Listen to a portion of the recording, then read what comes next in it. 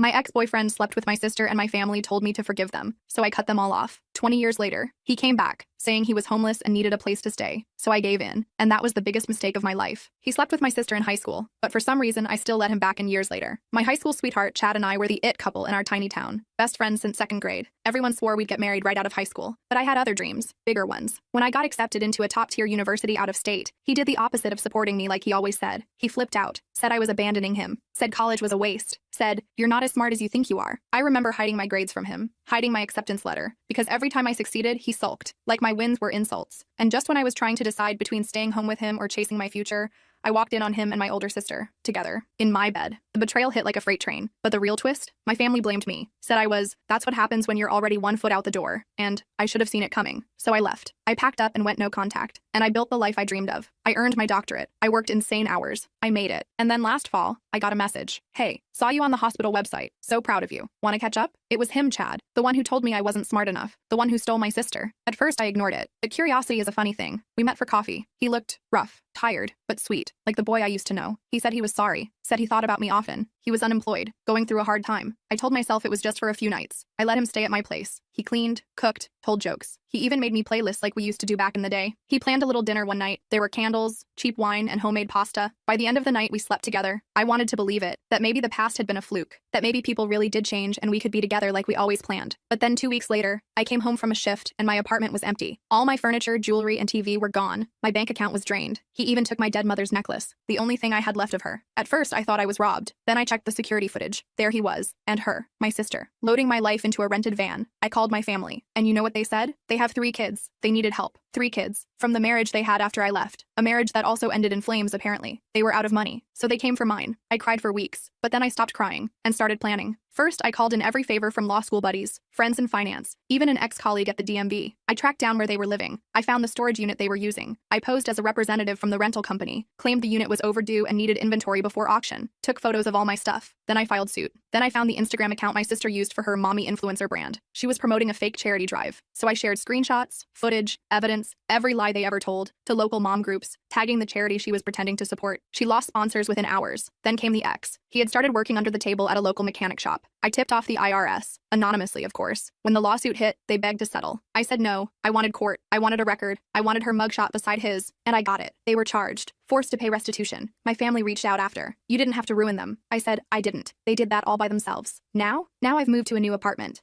Decorated it exactly the way I wanted. The apartment was on the 12th floor of a building with 24-hour security and keycard access to every floor. I chose every piece of furniture deliberately. The restraining orders were framed, but I barely had time to savor my victory when the symptoms started. Random waves of nausea that left me clutching bathroom sinks, headaches that pulsed behind my eyes, fatigue so profound that triple-shot espressos barely made a dent. At first, I blamed stress. The trial had been emotionally draining, and I'd picked up extra shifts at the hospital to compensate for time lost to court appearances. The nausea came without warning, mid-sentence during patient consultations, while driving home from work, once even during a department meeting where I had to excuse myself abruptly, barely making it to the restroom before emptying my stomach. The headaches were constant companions, dull throbs that occasionally sharpened into ice, picks behind my eyes, making concentration nearly impossible. The fatigue was perhaps the most insidious symptom, a bone-deep exhaustion that sleep couldn't touch, as if my very cells were running on empty. I self-medicated with over-the-counter remedies, antacids for the nausea, ibuprofen for the headaches, caffeine in increasingly potent forms for the fatigue. I adjusted my diet, cutting out potential triggers like dairy and gluten. I tried meditation apps and essential oils recommended by a well-meaning nurse. Nothing helped. But when dizziness hit me during rounds one morning, patient chart nearly slipping from my fingers as the hallway tilted sideways, I knew something was wrong. The hospital corridor seemed to elongate suddenly,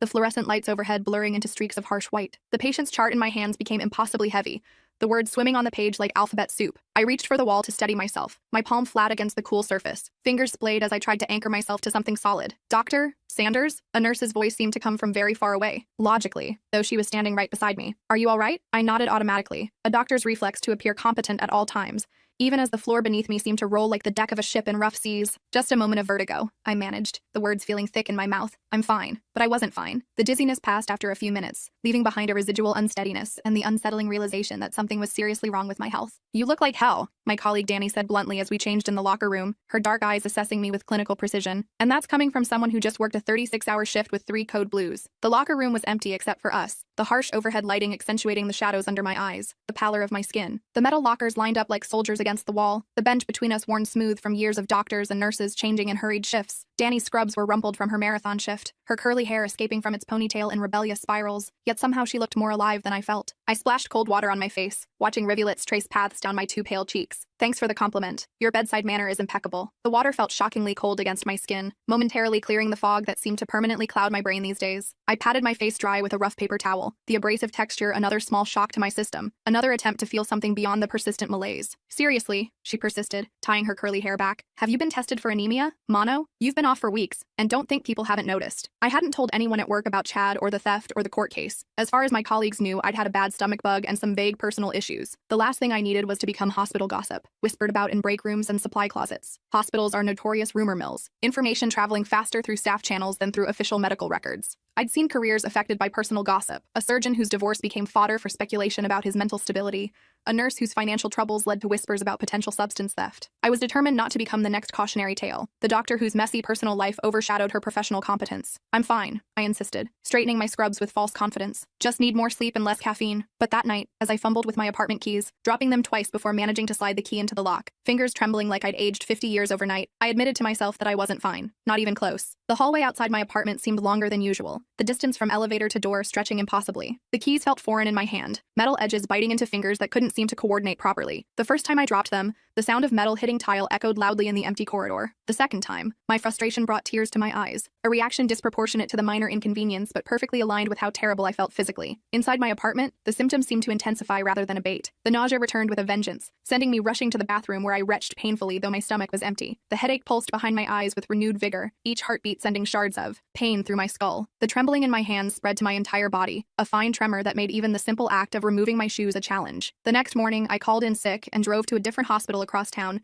where nobody would recognize Dr. Sanders from neurology. I registered under my middle name and waited 3 hours in a hard plastic chair, watching daytime television with glazed eyes until an overworked ER doctor called me back. The waiting room was a study in human misery, a child with an obvious ear infection wailing in his mother's arms, an elderly man wheezing through what sounded like pneumonia, a teenager holding a blood-soaked towel around what was likely a broken finger. I sat among them, a doctor becoming a patient, experiencing the healthcare system from the other side. The daytime talk shows playing on the mounted television were mind-numbingly banal, hosts with two white teeth discussing celebrity breakups and miracle weight loss techniques while people around me suffered in various degrees of pain and anxiety. When my alias was finally called, I followed a tired-looking nurse through double doors into the examination area. She took my vitals with mechanical efficiency dash. Blood pressure elevated, temperature slightly above normal, heart rate faster than it should be. She asked routine questions that I answered with the dual perspective of patient and physician, trying to provide clinically relevant information without revealing my medical background. Your blood work shows some concerning abnormalities, Dr. Patel said, frowning at my chart, her brow furrowed. Elevated liver enzymes, low white blood cell count. Have you been exposed to any toxins recently? Dr. Patel was younger than me by a few years, her white coat crisp and ID badge new enough that the edges hadn't started to fray. Her office was standard-issue hospital decor, motivational poster about teamwork on one wall, framed medical degree on another, desk cluttered with patient files and half-empty coffee cups. She studied my lab results with the focused attention I recognized from my own practice, the slight narrowing of eyes that indicated concern rather than confusion. I hesitated, then told her everything, about Chad, the theft, the court case, and how I'd been feeling since. Her eyes widened with each detail. The story poured out of me in a rush, details I hadn't shared with anyone tumbling forth in the sterile safety of a stranger's office. I described the betrayal, the theft, the court case, clinical facts presented in chronological order. Then I moved to my symptoms, cataloging them with the precision of someone accustomed to taking medical histories. We need to run more comprehensive tests, she said, already scribbling orders. This could be residual damage from stress, or what? I prompted when she trailed off. She hesitated, choosing her words carefully. Or someone is still trying to harm you. The thought had crossed my mind in dark moments, but hearing it from a medical professional made my blood run cold. I'd changed my locks, installed a security system with motion sensors, checked my apartment thoroughly for signs of intrusion. That's impossible, I said, more to convince myself than her. Chad and my sister were sentenced to 18 months. They're both in jail. Dr. Patel ordered a full toxicology panel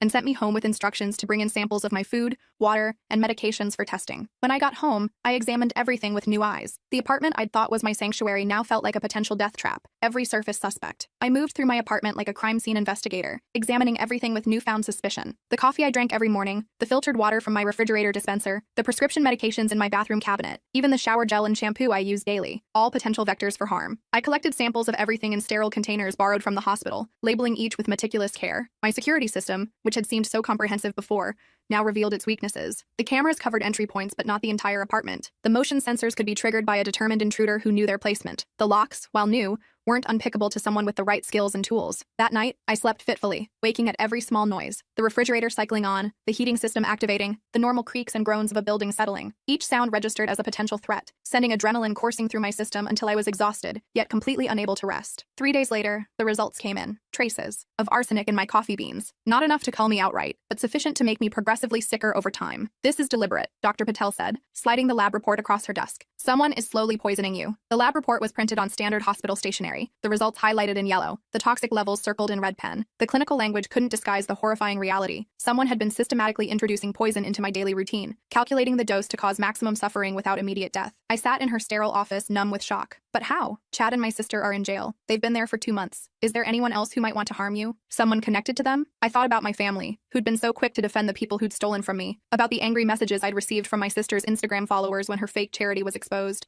about Chad's mechanic friends who'd lost their under-the-table worker when I reported him to the IRS. Too many to count, I admitted, the realization settling like lead in my stomach. That night, I didn't go home. I checked into a hotel under a false name, paid cash, and called Marcus, my attorney from the theft case. We need to talk, I said, voice low despite the privacy. Someone's still trying to hurt me. The hotel room was anonymous and impersonal. Beige walls, generic landscape art, polyester bedspread that had been washed thousands of times. I double-locked the door and wedged a chair under the handle, an extra precaution that probably looked paranoid but felt necessary. I didn't unpack, keeping my small overnight bag ready for quick departure if needed. I didn't order room service, didn't use the coffee maker, didn't even drink from the tap. Instead, I walked 3 blocks to a convenience store and bought sealed bottled water and prepackaged snacks, examining each for signs of tampering before consuming them. We met at a 24-hour diner far from my usual haunts. I showed him the medical reports, the toxicology results, watched his expression darken as he flipped through the pages. The diner was nearly empty at that late hour, just a few truckers at the counter nursing coffee, a couple in a corner booth speaking in hushed tones, a waitress with tired eyes and comfortable shoes moving between tables with practiced efficiency. The fluorescent lighting cast everyone in an unflattering pallor, highlighting the dark circles under Marcus's eyes, the worry lines that hadn't been there during the theft case. Jesus, he muttered, running a hand through his salt and pepper hair. This is attempted murder. But who? And how? I've been so careful since the trial. Marcus tapped his fingers on the laminate table, thinking, let's approach this logically. Who has access to your apartment or your food? No one. I changed the locks after Chad was arrested. The building has security cameras in all common areas. What about cleaning services? Maintenance workers? I shook my head, pushing my untouched coffee aside. I do everything myself now. Trust issues, obviously. Delivery services? Takeout? I started to say no, then stopped, a cold realization dawning. I order groceries online. They're delivered while I'm at work. I just give instructions to leave them outside my door. Marcus's eyes narrowed, catching my train of thought. That could be it. Someone could be tampering with your deliveries before you get home. We set up a sting operation worthy of a crime drama. I ordered groceries as usual but had them delivered to a different address, Marcus's office, where we installed cameras to monitor the delivery process. Nothing seemed amiss. The regular delivery person, a college student named Tyler, dropped off the bags with board efficiency. No tampering evident. Marcus's office was in a converted Victorian house. The conference room where we set up our surveillance equipment still featuring original crown molding and a non-functional fireplace. We positioned cameras to capture every angle of the delivery, the drop-off, the bag sitting unattended, anyone approaching during the waiting period. The first delivery arrived at 2:17 p.m., Tyler barely glancing up from his phone as he placed the bags on the porch and snapped a quick photo as proof of delivery before jogging back to his car. We reviewed the footage in real time, watching as the bags sat undisturbed for the 43 minutes until Marcus's assistant brought them inside. No suspicious figures approached, no one tampered with the contents. The coffee beans we'd specifically ordered tested negative for arsenic or any other toxins. Maybe it's happening at the source, I suggested, frustrated after our third attempt yielded nothing. Before delivery, we expanded our investigation, checking the grocery services employees against any connections to Chad or my sister. Nothing concrete emerged. Then, 3 weeks into our investigation, I got a call from an unknown number while at work. I was in the doctor's lounge between consultations, reviewing a patient's MRI results on my tablet, when my phone buzzed with an unfamiliar number. Normally, I would have let it go to voicemail, but after weeks of hypervigilance and investigation, I answered immediately, some instinct telling me this call was important. Hello, doctor, a woman's voice purred, the sound sending ice through my veins. Feeling under the weather lately? My heart stuttered. Who is this? A friend of your sister's. She sends her regards from jail. I ducked into an empty exam room, pressing my back against the door. What do you want? For you to suffer, like she's suffering, like her children are suffering without their mother. Her children are with my parents, I said, trying to keep my voice steady. They're fine. For now, the voice said ominously. But things change. People get hurt, especially when they stick their noses where they don't belong. The call disconnected with a click that seemed to echo in the small room. I immediately called Marcus, who contacted the prison to check my sister's call log and visitor list. She's had 3 visitors in the past month, he reported back later that day. Your parents and someone named Joyce Winters. The name meant nothing to me. We ran a background check and discovered Joyce was my sister's roommate from college. They'd stayed close over the years, with Joyce appearing in several of my sister's Instagram posts as my ride or die and sister from another mister. She works at a pharmaceutical company, Marcus said. said, the pieces falling into place. Access to all kinds of chemicals, including arsenic compounds used in certain research applications. And she knows where I live because my sister knew. I realized, cold dread pooling in my stomach. She could have made a copy of my key before Chad was arrested. They had access to my apartment for 2 weeks. We went to the police with our evidence, but without proof connecting Joyce to the arsenic, they could only question her. She denied everything and, of course, her performance as the concerned friend apparently convincing enough that without a confession or direct evidence, they couldn't hold her. The detective, a tired-looking man named Benjamin Cox with coffee stains on his tie, advised me to move again and get another restraining order. "That's it?" I asked incredulously, voice rising. "Wait until she tries to cull me again? We need evidence," he said apologetically, spreading his hands. "Right now, all we have is circumstance and theory." I left the station seething, anger burning through my fatigue. Another move, another restraining order, another battle just to stay safe in a world that seemed determined to punish me for standing up for myself. That night, as I packed my essentials into a suitcase, planning to stay at a hotel until I found a new place, my phone buzzed with a text from an unknown number. "Running again, doctor? You can't hide from family." I dropped the phone like it had burned me, backing away as if the message might leap from the screen. They knew I was leaving. They were watching me. The realization hit me with physical force, making my knees weak. I sank onto the edge of my bed, the half-packed suitcase a testament to my interrupted escape. The message glowed on my phone screen where it had fallen on the carpet, the words seeming to pulse with malevolent intent. The thought that someone was monitoring my movements, perhaps watching me at that very moment, made my skin crawl with violation. I called Marcus, who came over immediately with a security expert named Raj. They swept my apartment with professional efficiency and found 3 hidden cameras, one in the living room disguised as a smoke detector, one in the kitchen hidden in a cabinet hinge, and one in my bedroom tucked into the base of a lamp. Raj was a former military intelligence officer, his movements precise and methodical as he scanned every inch of my apartment with specialized equipment. He found the first camera within minutes, a tiny lens embedded in what appeared to be a standard smoke detector. The second took longer, hidden in the hinge mechanism of a kitchen cabinet I rarely used. The third discovery, in my bedroom, was the most disturbing, a camera positioned to capture my bed, my most private space violated by unknown eyes. The thought of someone watching me sleep, watching me change clothes, watching my most private moments, made my skin crawl with violation. "This is good," Marcus said, bagging the devices carefully. "Now we have physical evidence, fingerprints, purchase records. This is the break we needed." But Detective Cox remained frustratingly cautious when presented with the cameras. "These could have been installed by your ex before he was arrested. We can't prove Joyce placed them without direct evidence linking her to the devices." "Then let me help you prove it," I said, leaning forward across his cluttered desk. "Let me set a trap." I convinced the detective to let me stage an elaborate ruse. I would pretend to leave town for a medical conference, making sure Joyce knew through carefully placed social media posts. Meanwhile, police would monitor my apartment, waiting for her to make a move. The plan required meticulous attention to detail. I created a fake itinerary for a neurology conference in Chicago, complete with scheduled speakers and networking events. I booked a hotel room I wouldn't use and purchased plane tickets I wouldn't redeem. I packed appropriate luggage and arranged for a taxi to take me to the airport at a specific time. All the normal preparations someone would make for a professional trip. For 3 days, I stayed with Danny, my colleague from the hospital who had finally gotten the full story out of me over a bottle of wine and sworn to secrecy. "This is some serious stalker shut," she said, helping me craft Instagram posts showing me at a fake conference in Chicago,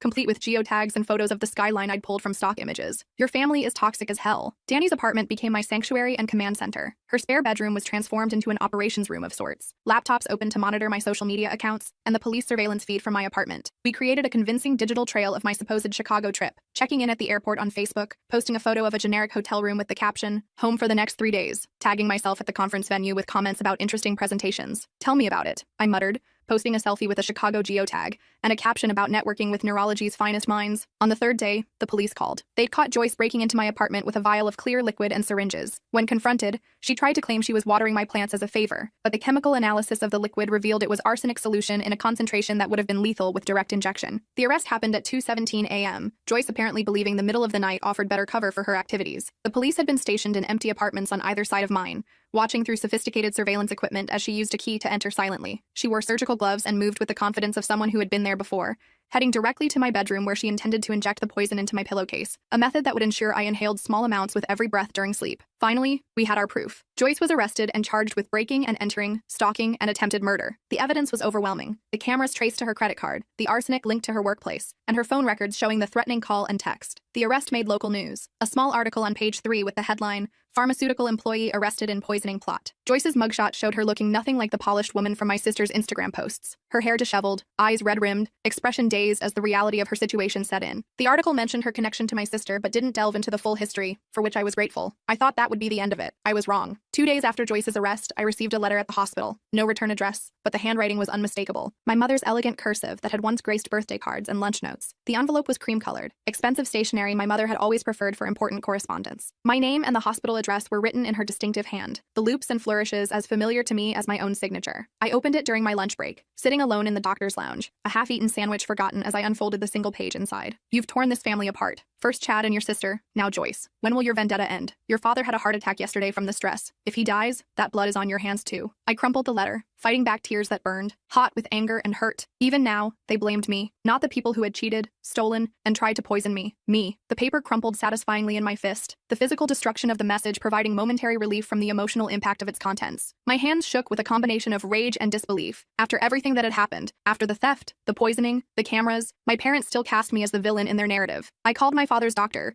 using my medical credentials to get information. He had indeed suffered a mild heart attack, but was stable and recovering. The doctor mentioned stress as a likely factor, but also noted his history of high cholesterol, hypertension, and poor diet. Medical facts my mother had conveniently omitted. The conversation with my father's cardiologist was brief and professional, doctor to doctor rather than daughter to father's physician. Dr. Ramirez confirmed the myocardial infarction had been mild, the damage minimal, the prognosis good with proper medication and lifestyle changes. He's been non-compliant with his statin therapy for years, Dr. Ramirez added, unaware of the family dynamics at play. And his last 3 physicals showed consistently elevated blood pressure that he's refused to address. That evening, I sat in my apartment, still mine, though I'd removed every trace of the cameras and changed the locks again, and made a decision that felt like breaking and healing all at once. I was done running, done hiding, done being the victim in a story written by people who never had my best interests at heart. The apartment felt different after the discovery of the cameras. Spaces I had once moved through freely now scrutinized for potential threats, corners examined for hidden devices, everyday objects regarded with suspicion. I'd hired a professional security team to sweep the entire place twice, removing any remaining surveillance equipment and installing countermeasures against future intrusions. The new locks were military grade, the windows fitted with sensors that would alert me to any breach, the entire apartment now a fortress against those who wished me harm. I called Marcus. I want to sue them all, I said, voice steady with resolve. Civil suit, emotional distress, conspiracy, the works. Your family too? He asked, caution in his tone. Especially my family. The lawsuit sent shockwaves through our small hometown. Local papers picked up the story. Dr. Sue's family after poisoning attempt. My inbox filled with messages, some supportive from colleagues and distant friends, others hateful from people who believed families should stick together no matter what. The story spread quickly through the town where I'd grown up,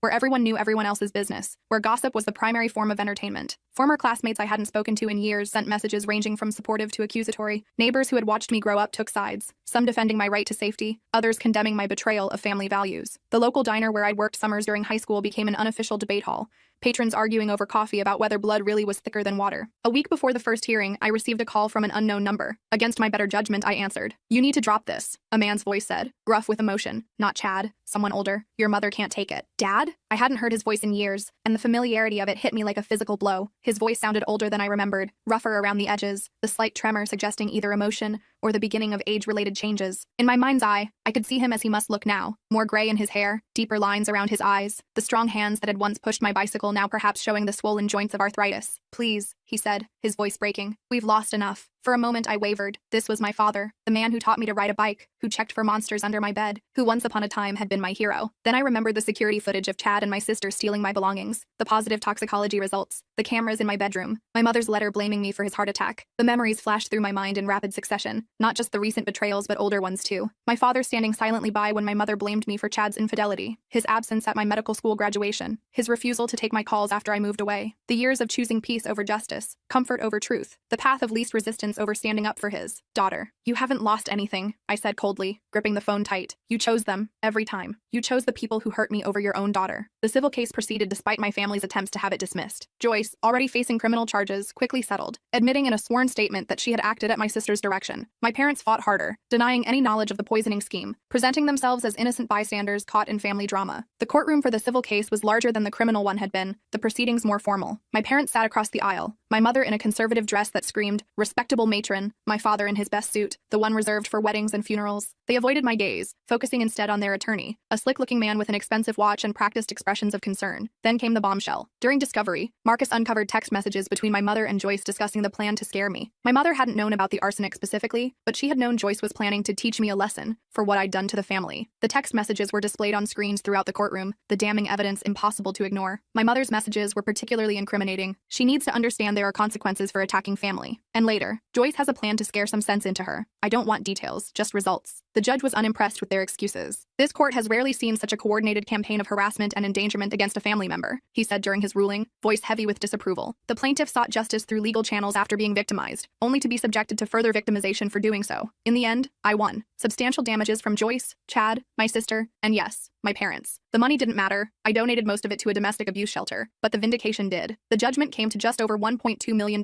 in total, compensation for stolen property, medical expenses related to the poisoning, security system installation, therapy costs, and punitive damages intended to discourage similar behavior in the future. The judge was particularly harsh in his assessment of my parents' role, noting that as the older generation, they had a responsibility to discourage criminal behavior rather than enable it. As I left the courthouse after the final hearing, a reporter from the local news approached me, microphone extended. "Dr. Sanders, how does it feel to win your case?" I paused, considering my words carefully. This was never about winning. It was about truth, about consequences. For too long, I believed I deserved what happened to me. I don't. No one does. That night, I sat on my balcony watching the sunset paint the sky in shades of orange and pink, my mother's necklace around my neck for the first time since its return. My phone buzzed with a text from Danny. "Drinks to celebrate? The whole department's talking about your badass court victory." The balcony offered a view of the city skyline, buildings silhouetted against the dramatic sunset. A gentle breeze carried the scent of someone grilling nearby, the distant sound of traffic creating a soothing white noise. The necklace felt both foreign and familiar against my skin, the delicate silver chain, the small sapphire pendant that caught the fading light. It had been my mother's most treasured possession, given to me on my 16th birthday with promises that it symbolized family legacy and love. Now it represented something different: reclamation, boundaries, the price of betrayal. I smiled, feeling lighter than I had in months. Rain check? I'm enjoying some me time tonight. For the first time in months, maybe years, I felt at peace. No looking over my shoulder, no wondering who might be watching or plotting against me, just the quiet certainty that I had fought for myself and won. The next morning, I woke to a text from an unknown number. My heart rate spiked until I read the message. "This is Willie from security. Just confirming your new system is active and monitoring 24/7. All alerts will go to both your phone and our command center." I relaxed, texting back a quick thanks. The new security system had cost a fortune, but the peace of mind was worth every penny. At the hospital that day, I noticed people looking at me differently, not with pity or curiosity, but with something like respect. Dr. Charlotte Smirnoff, the intimidating head of neurology who rarely acknowledged junior staff, actually stopped me in the hallway, her silver hair pulled back, in a severe bun. "Heard about your court case," she said briskly, her Russian accent more pronounced than usual. "Good for you. Standing up for yourself takes guts." "Thank you," I said, surprised by the recognition from someone who typically noticed nothing beyond research publications. "We have an opening in the department," she continued, adjusting her glasses. "Research position. Fewer clinical hours, more academic work. Might suit someone who's been through a stressful time and needs a more predictable schedule." I blinked, processing the unexpected offer. "I'd be interested in learning more." She nodded sharply. "My office tomorrow, 9 a.m. Don't be late." As she walked away, white coat billowing behind her, I felt something unfamiliar. Hope, not just for safety or justice, but for a future that might actually be better than my past. That evening, I treated myself to dinner at a small restaurant near my apartment, a quiet place with warm lighting and tables spaced far enough apart for privacy. As I waited for my food,